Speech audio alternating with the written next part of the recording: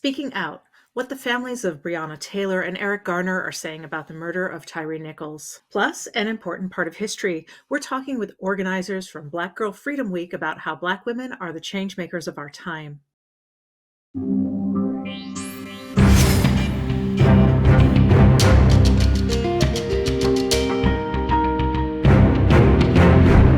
Welcome to Advocate Today. I'm Tracy E. Gilchrist.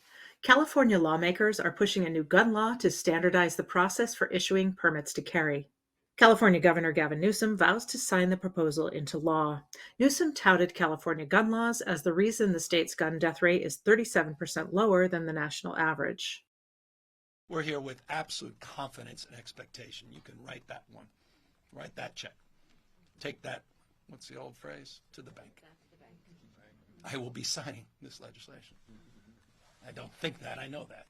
So you can ask me how, I just do.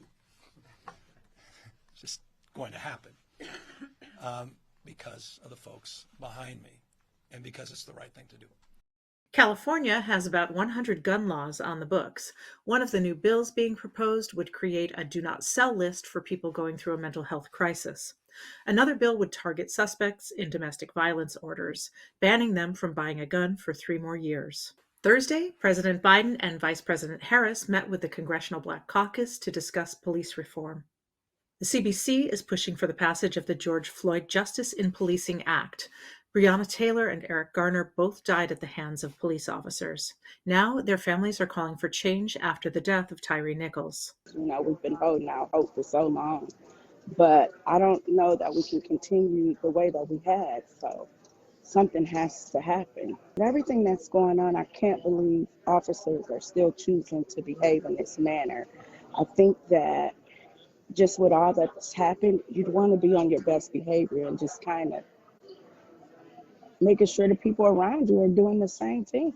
You can have the cameras on all day long, but until you actually start holding these people accountable, that's where we fall short at. They're standing behind qualified immunity, and that will always be a problem. We need these legislations to be passed, and the only way that we can get these things done is if we mobilize together. We need to have these things done because we don't want to see another Tyre Nichols. We don't want to see another Eric Garner. We don't need this list. We don't need this list to get any longer. We need legislation. We can talk about, we can have these conversations all day. We can have people come on and give their opinions. We can have people go out and march and protest. But when it really counts, we really need people to stand with us. Prosecutors say as much as 20 hours of additional footage relating to the beating death of Tyre Nichols has not yet been released. Prosecutors are considering filing additional charges.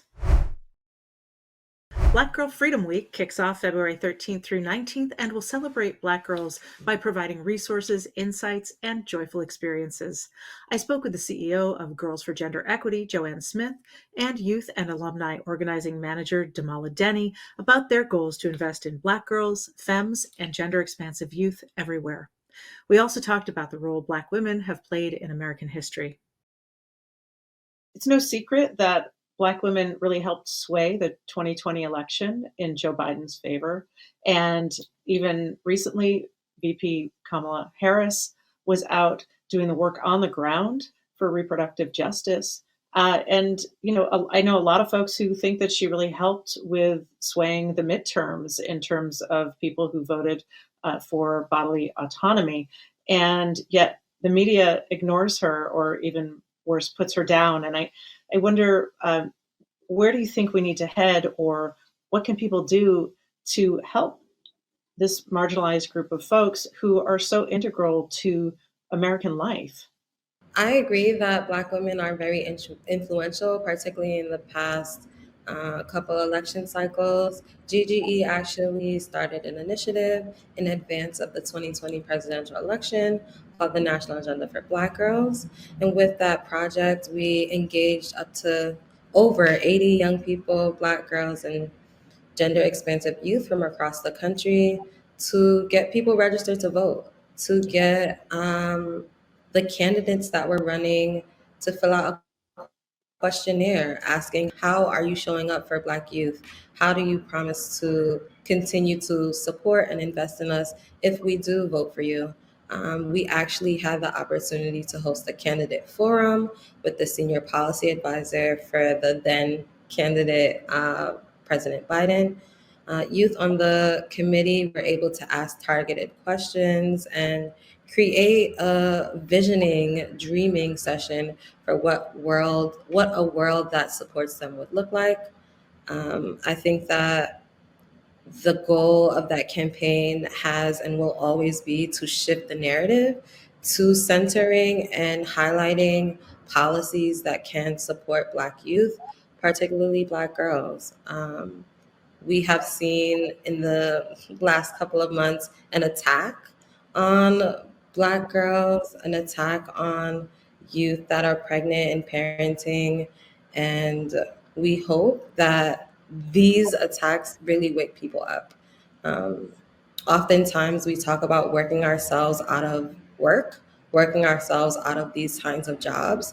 But when we imagine new ways of living freely, systems also imagine new ways of oppressing. So we definitely have to keep up and work proactively to stay ahead of that. Thanks very much, Jamal. I appreciate that. Uh, Joanne, did you want to add anything to that, or is there anything else you'd like to say about the work that you do or Black Girl Freedom Week that we haven't touched on? Sure. So I think Damala captured that beautifully.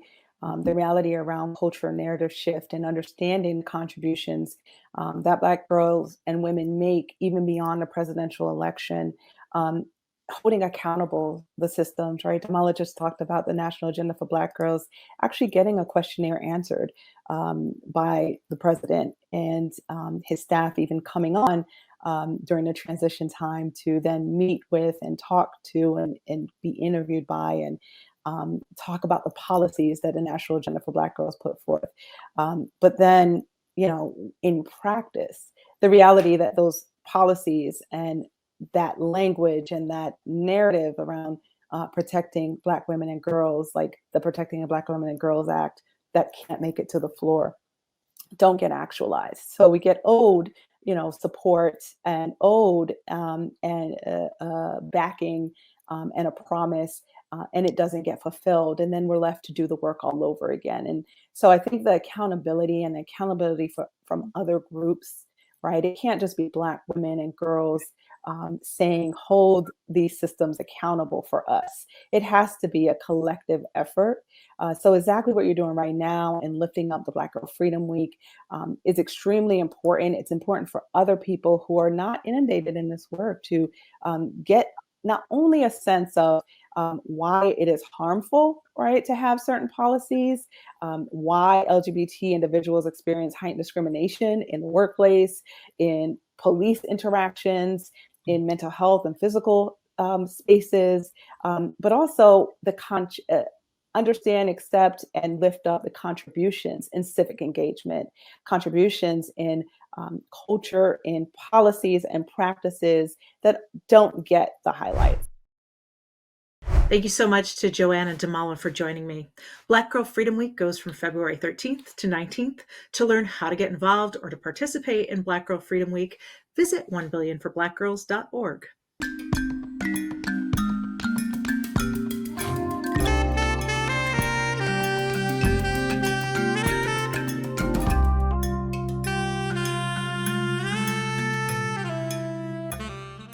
The Advocate Channel and our parent company, Equal Pride, are celebrating Black History Month. Today, we are celebrating political advocate, scholar, and author Angela Davis. Angela Davis was born in Birmingham, Alabama in 1944. She moved to Massachusetts for college, where she became an activist with the Black Panther Party and preached Black liberation and feminism. She's known for her involvement with the Soledad brothers, who were accused of killing a prison guard. She went on to author many books, including Women, Race, and Class and Prisons Obsolete. Davis came out as a lesbian to our sister brand, Out Magazine, in 1997. Thank you for joining me on this Advocate today. Head to advocatechannel.com or the Advocate Channel wherever you stream for more spotlights of African American trailblazers and changemakers. I'm Tracy E. Gilchrist. I'll see you next time.